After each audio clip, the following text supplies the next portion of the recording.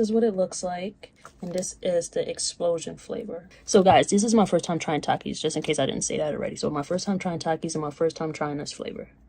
So this is the explosion.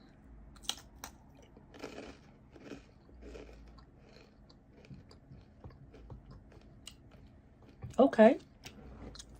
Hold up.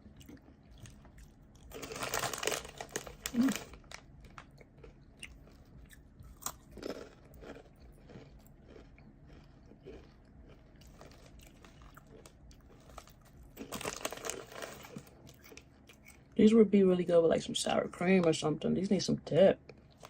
Even some cheese sauce. And I was saying that I don't like Takis. These are really, really good. Like, I tried a Taki, I don't remember which one, like a long time ago. And the texture threw me off. But these right here,